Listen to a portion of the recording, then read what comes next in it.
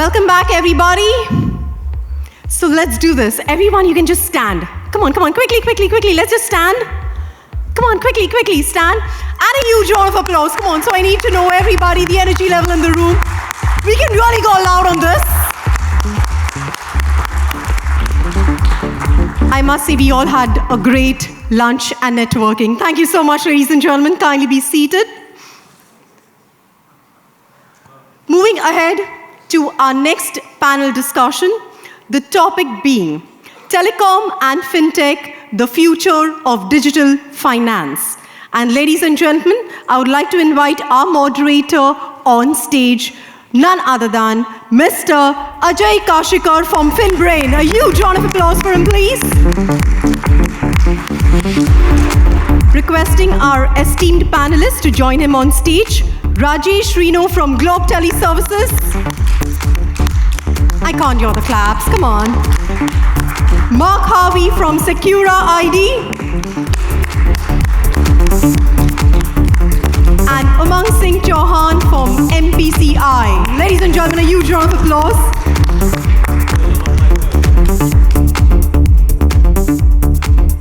Ajay, over to you. Hello.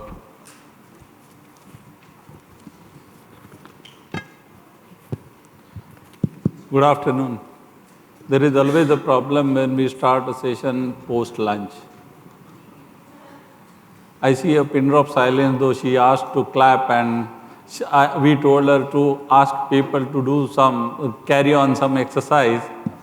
I think she avoided. She is with you, not with us. So this is a very interesting topic. We've been listening on to the various areas of the activities today, which since morning. To me, the quick introductions, I would just like to say a few things first, and then we will move on to the question and answer session. There was some Japanese, the delegates with whom I attended some time back. When I was taking them to the various places in India, the common question they ask me, and we have to take in a very lighter mode, they say that we don't find the toilet easily, but we find everywhere the person is talking on the phone. That's how the telecom is getting more popular than whatever the infrastructure need what we have. The second is the common experience as a user. I'm not sure if you travel to the rural areas in India, there is a very common term, come under the tower, tower ke niche aa jao. You know what does that mean is tower ke niche aa jao? You don't get a signal, so you need to be near to the tower. That's the signaling tower where the range will be good. This is how people look at, and they establish their colloquial language for understanding and communicating. Now, to me, the digital finance future, if I look at it, today's digital age, customer demands personalization, and that's what we are hearing since morning, and with the exclusive services. The instant access to their financial information, then the essential to keep up with the ever-evolving tech landscape to remain competitive. And the next is the fastest communication. Now on to the telecom side, data consumption is going up, and I guess it's a triple due to the digital and video. 5G network footprint is coming up and is changing the landscape. The India projection is to reach US $275 billion with the CAGR, that's a compound annual growth rate, is 9.2%. With this two futuristic in two segments, The majority industry trends observed are the coordination pressure, increased connectivity demand, rising the operating cost or rising the operation cost in connectivity and connected services, accelerate the innovation in telecom and fintech. So who is reducing time to market? And how the loan offering automation solutions, including the digital contactless payments is happening.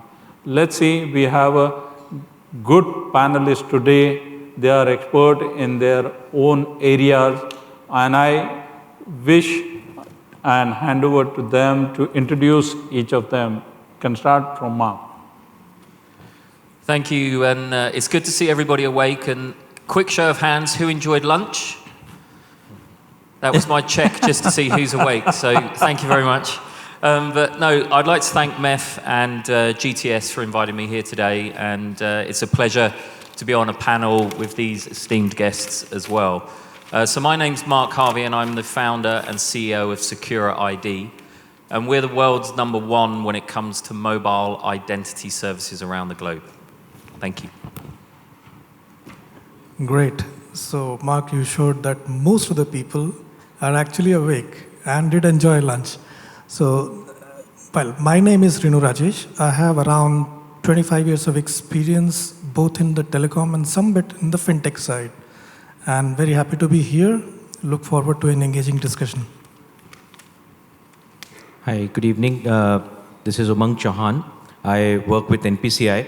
And NPCI, like you all know, that it's a retail hub for all retail payments in India. And me and my team, we manage all merchant relationships for NPCI. So we manage a set of, say, 100, 150 large B2C organizations. And we try and understand their payment-related challenges, provide them solutions. Thank you. So with this good introduction, let's start the first questions. The next technology in finance is generative AI, machine learning, robotics, or blockchain, leading to the use greatly. Do you all agree? Over to you. Okay, so it looks like I'm going first on this one. Look, I think, you know, sitting here today, the terms ML, AI, it's common language right now. So I think we'd be amiss to think that it's not going to be used. As a company, we're starting to deploy our own types of services already in this area. But I think, for me, the scary thing is that it's not just us as the good guys in the room that have access. It's the bad actors that also have access to this type of technology. And I think as a group of people, we've got to collaborate and come together and ensure that we're keeping these bad actors out of using the type of tech that's available today. But very much so, AI, ML is something that is in part of our everyday lives today. Okay. Rinoo. Well, I agree with Mark. Artificial intelligence, machine learning, these are no longer, buzzwords. These are no longer something to, catch somebody's attention. It's very much there. So naturally, it is also permeating into fintech side of it, as well as our daily lives. Now, what is the scary part is that there is a lot of data that is generated about us. And why I say scary is the kind of legislation, the kind of frameworks, they're just catching up. So I am a great believer in human innovation, but human innovation gone in the wrong direction can also potentially damage a lot. And that's where we have to be very, very careful. For example, NPCI is a great enabler.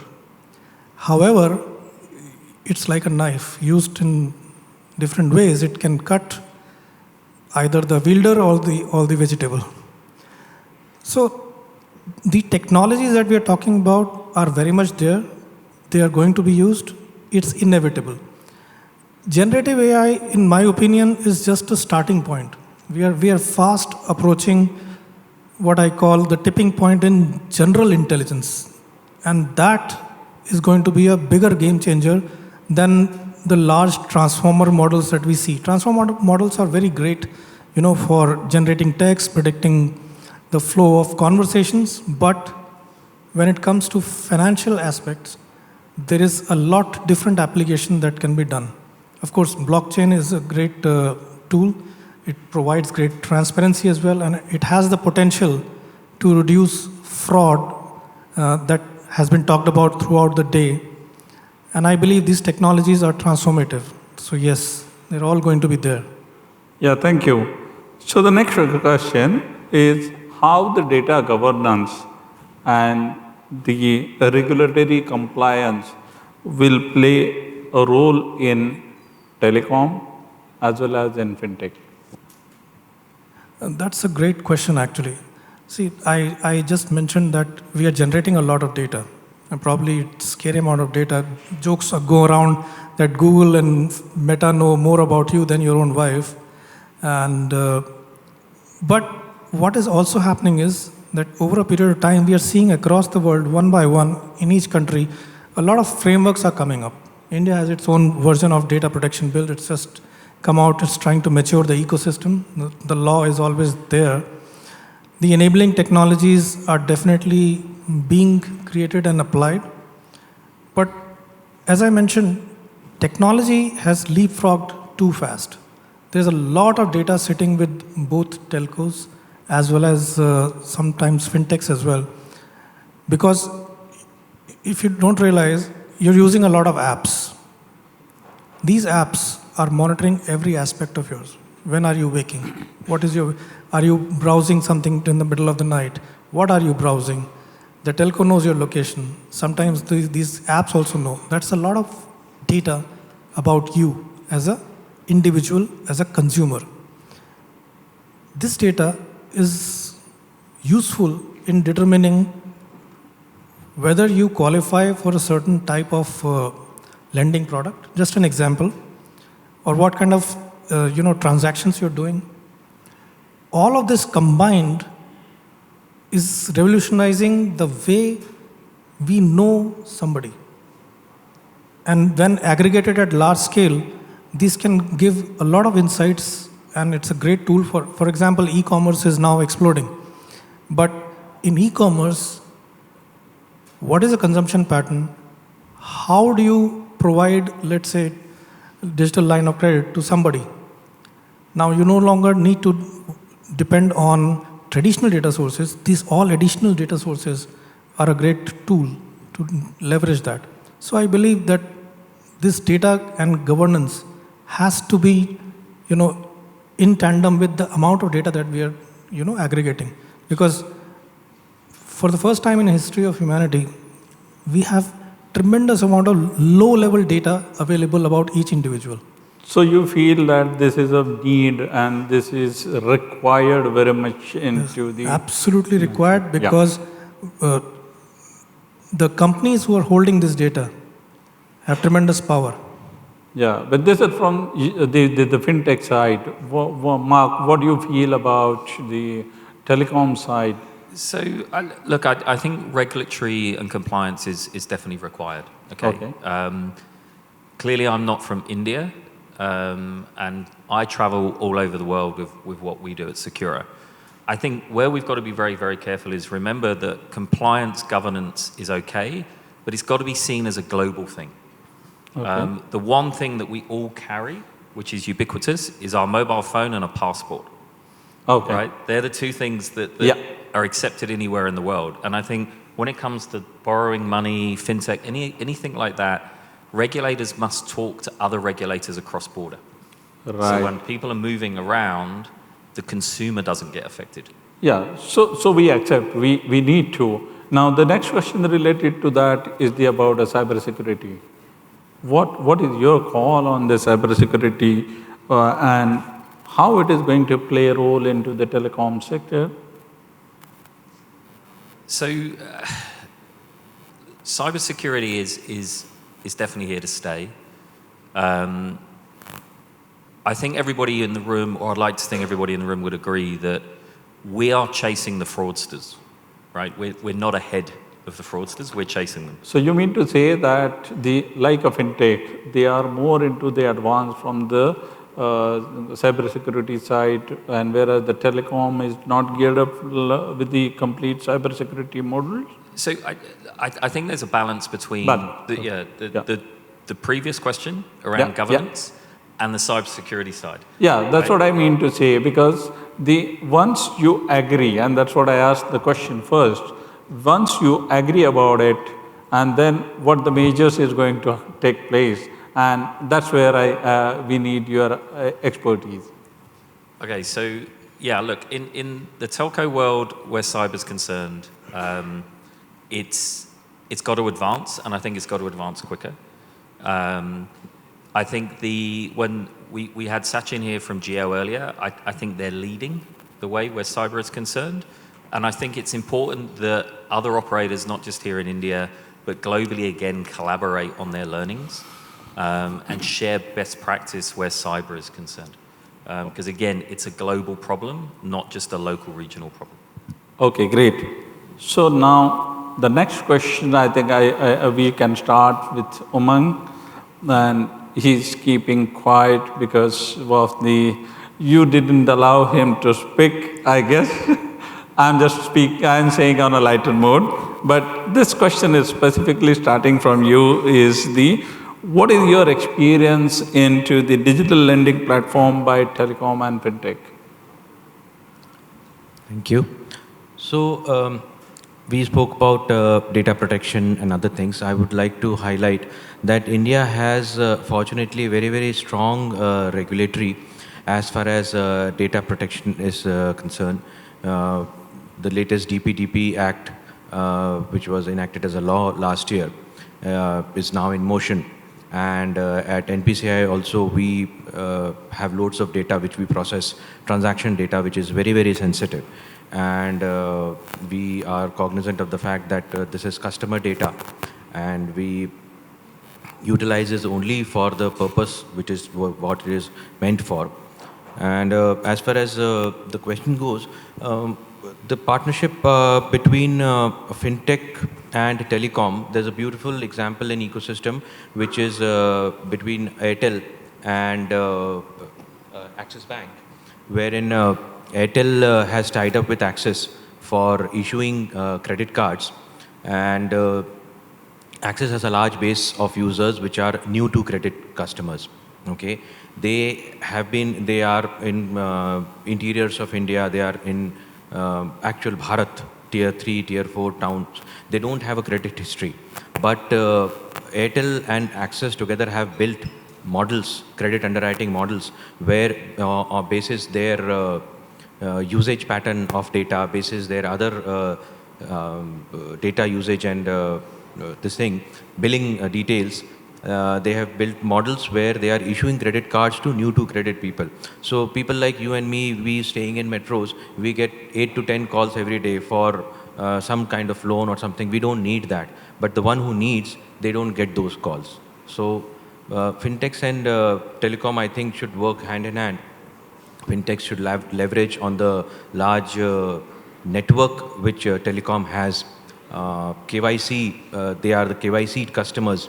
So a lot of KYC has already been done, and it will be easier for banks to bank on that KYC and ride on that KYC and issue cards and issue digital lending. So I think they are doing a good job as far as digital lending is concerned.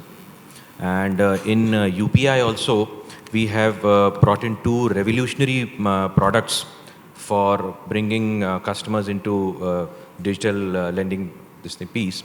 One is linking of RuPay credit card to UPI. So any RuPay credit card can now be linked to UPI. You can use any UPI app and link your RuPay credit card and make transactions, just like so far you have been linking your saving bank account. So using this platform, a lot of fintechs are now issuing cards on the fly. So if you scan any QR, so you will see these models coming up in future. You scan any QR, and if it is a big ticket purchase, they will understand, they will pull up your CIBIL immediately and will offer you a virtual card immediately on the fly. You apply for that card and make that purchase immediately through that credit card. So that's the kind of models fintechs are working on. The other product which we have brought in is a credit line.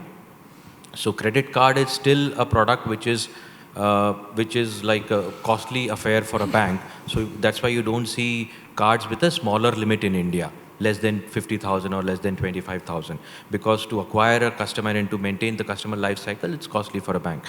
So and that is where credit line will we believe will help a lot, wherein a customer will get a credit line of as small as 2,000 rupees or 3,000 rupees, who doesn't have a civil history, but bank can at least take a call on that for 5,000 rupees, 3,000 rupees, and that's how a person will start building their credit history and can go for higher limits and bigger size loans.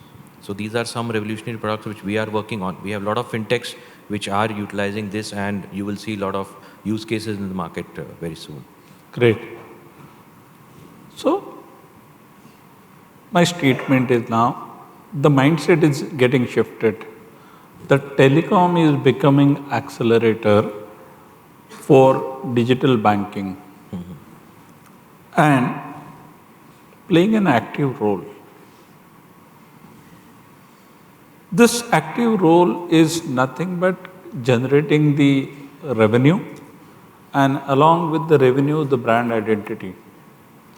So that's a gain from the telecom to the fintech. Now, both the verticals is getting benefited because of increase into their customer base. Sure. Ultimately, it's leading revenue to both the verticals. And this has been a Africa model. In Africa, it has been used initially and it is getting popular. And it may not be started in India yet, but eventually in few years we can look at in India. I'm not sure about the Europe or some other places how it is taking place. But do you think this is the right in terms of what my statement is?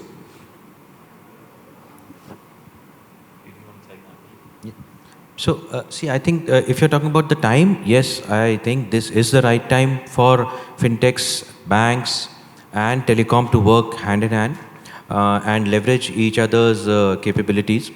Banks have large bases which are untapped.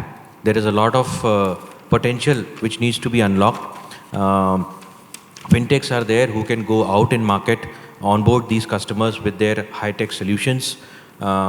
And telecom can provide the basic infrastructure where they have a customer who is onboarded, who has a history, created some history with them. So if these partners, ecosystem partners work together and leverage each other's capabilities, I think there is a lot of potential there. Yeah. So just adding to that, actually, I think it's great the telcos are coming through and showing that they can provide fintech services. If you think, everybody now, there's actually more mobile phones on the planet than there are toothbrushes. So there's another little fact for you, which is crazy. But we carry them, so therefore, inherently, we trust, right? And a couple of the people have said on previous panels today that they've used that word trust. And I think when you're talking about, a financial transaction, as a consumer, you need to trust. And that's the one thing that the telcos have the ability to do, is deliver trust to the consumer. Every time we want to make a phone call, we can. We send, receive texts. It just works. So to Umang's point, the infrastructure is already there. I think the challenge they're going to have is they're big businesses. The fintechs are agile. 20, 30, 40, 50 people, maybe 100 people. So they've got the ability to be more innovative, and that's where I think, again, that collaboration is really key. So it's all about creating consumer experience. Like I gave an example of if you scan a QR code and you get a credit line or a credit card immediately. So all these entities will have to work together to create a wow consumer experience of getting that customer onto a digital credit bandwagon. We are also working at NPCI on a digital payment score. So just like you have your financials and other elements for building a credit model, we have also come up with a digital payment score. So whatever digital transactions you do in a day, in a month, those data points are collected, and basis that we will give a digital payment score which the banks and other credit entities can utilize and provide digital credit to end users. I think that's the genesis of another way of how access to credit is being given. There are underserved communities across the world, especially in India as well. So telecom and fintech together have the capacity to not only give access to credit to known entities or known people who are known to bank, but to those especially who don't have a banking experience or banking exposure. And that's a great enabler. It's a social transformation as well that goes along you with rightly said. My next question is related to that. So with this, the answers, do you think that the collaboration for the digital lending platform by the telecom and the fintech?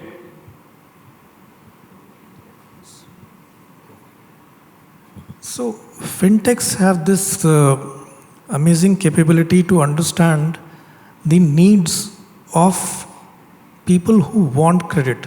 So it's a myth that credit is only required or given to people who have access to some history. There are a lot of hidden data that is there. In fact, I'm aware of a lot of startups in Indian ecosystem who are actually utilizing a lot of alternate data, and that alternate data is not telecom data. It's social data. And like Umang mentioned about payment history, that forms one part of the credit model. Now, having said that, if you look at all of this combined, together with the trust in the infrastructure that a telecom provides, it's a great social change that is also happening. Now, that in itself has tremendous impact on the way these two industries will grow. Driving utilization and driving adjacencies around the available information that is there. That's what I believe is what is the revolutionary part of this. What is your opinion, Umang? So just to give you some numbers on the potential which is there, we have a population of 1.4 billion. Out of that, there are 1 billion debit cards in India. So financial inclusion, we are almost there. I can say that. A lot needs to be done. But 1 billion debit cards mean 1 billion people have bank accounts now. Now, 600 and out of that, 650 million have mobile phones, which are smartphones. 300 million have UPI. So UPI still has double growth potential. So out of 650 million mobiles, only 300 million UPI users are there. We have only reached half of the population. And out of that, only 100 million credit cards in India. So you can see the gap over here. And that's where these telecom and fintech players should come together to bridge this gap. Only 5 to 7% of people who want credit or who are eligible for credit actually have credit cards in India. So very good. Yeah, go ahead. I really agreeing with these guys. I think, I know we've got friends from credit bureaus sat in the room, so I'll be very gentle what I say, but I think there's too many people with what's classified as thin credit files, and they're the ones that probably need access to finance more than most, right? So it's about inclusivity for all, and I think, if working with the telcos, with the fintechs and the credit bureaus to give them real-time data. And let's not forget, a few people have said on previous panels that telcos can see what sites we're browsing, what we're doing, where we are, and so on and so forth. All of this data used in the right way can actually support the consumer in their lending. So, the key message from me, and I say this on a lot of panels, is can we just please collaborate? And it's okay to talk and share. I know we're in business and we're all here to hopefully earn a bit of money, but there's plenty of money to go around. But let's not take our eye off the prize, which is supporting the consumers. Yeah, I take your point of the collaboration. Now my question to the both of them, who is from fintech, that how do you help in credit assessment and lending to the telecom users who are a prepaid customer? So I think prepaid forms almost 90 to 93% of telecom base, and they are the ones who are likely to even go out. So even telecom companies put lot of efforts for retention of prepaid base, but and they are the ones actually who are new to credit, who are still wanting some credit. Postpaid customers, we believe that yes, they might have a credit card or some form of credit. So fintechs, we have some models developing at NPCI also, wherein these fintechs are collaborating with telecom players, and basis their data, basis some inputs from the DPS and other things, they are building models wherein for small ticket size FDs, like even for a small FD of 1,000 rupees, a person will be able to get a credit card of say limit of 800 to 900 rupees. Oh, so great. that's how that is the first step we are taking to bring people onto digital credit bandwagon. So the That will smallest really ticket size change is the dynamics 1,000 in rupees. Indian You can, market. yeah, you can create a fixed deposit of 1,000 rupees and get a FD of FD of 1,000 rupees and get a credit card of 800 rupees limit, and you start from there. So this is Very not good. only for that, but also for teenagers. We are coming up with programs wherein college goers, they can start using credit card right from the college. And Oh, great. So now, yeah, you want to No, say I something? think it's a revolution happening, and it's like marrying of two worlds. Microfinance, which has been there as a, like I keep coming back to the social enabler part of it, but microfinance reach is quite vast. Yeah. And microfinance with fintech, with the telcos together is something that is, in my view, exploding. Because the examples of microfinance doesn't need to be a working capital loan for a day Right. jobber, but it can be in various ways. So I see that as a great next wave that is coming. Okay. So with 5G, will we be looking for the term which is commonly used as a neo-banking, but in Indian context it is more onto the digital banking unit and virtual banking, which is assisted by the virtual tailor and advisors. So how it is going to happen, what you think about it and what you foresee about it? so digital banking units, we refrain from using the word neo banking, but digital banking units, just for the uninitiated, it's maybe it's a fintech who goes out in the market, onboards a user for a saving or a current account for a bank. So a fintech tying up with a bank and reaches out and gets CASA base, builds CASA base for the bank. So for the customer, the fintech is the front end, and all the services are provided through the app. This not only helps banks to reach out and get more customers, helps in financial inclusion, but also help the customer to get banking services at his doorstep or maybe through an app. So these kind of models have flourished. There are a lot of fintechs doing this. Jupiter is one example. There are others where you open a bank account, you get a credit card, you get a credit line in future. There are a lot of things which you can take only through an app. You never visit the branch. You don't see that bank person ever in your lifetime, but you get all the banking services within your app. And this partnership is going great. We have been working with a lot of fintechs to come up with this arrangement, which we call the digital banking unit. Okay, great. Now I move to the next question. I think we are running out of time, but allow me for one question, which is very important. Who is accelerating telecom or fintech? Who is accelerating telecom or fintech? Does telecom control fintech? Or will they go hand in hand? Do you want a contentious answer or the real one? Look, I think you take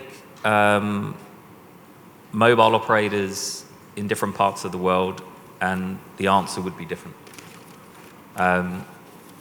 We've had Geo up here today. I think they're accelerating and blasting the market. You've got other operators here now, Airtel, etc., doing exactly the same thing. So I'm clearly a supporter of the telco side, and watch out, they're chasing the fintech tails. Great. So I would like to call it, it's like a husband and wife relationship where husband thinks that he is the head of the family, he runs the things, but we know who controls whom. So now you decide who's husband and who's wife in fintech and telecom. But divorce is expensive, right? Very interesting analogy is being given. I believe that telcos are the backbone. So them accelerating is only going to give more access to the fintech side. So I believe both are necessary, but the infrastructure is necessary first, in my view. So I would lean towards more telcos because if I give the analogy of, let's say, highways and cars, you need to have highways first before cars can run.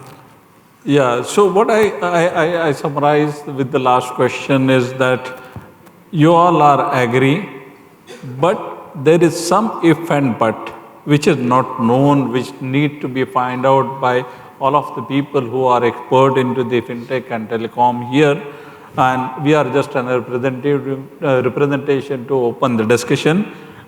To summarize, I say that we should look for a future for the telecom or fintech with it can be coined as a fintel or telfin. Answer not known.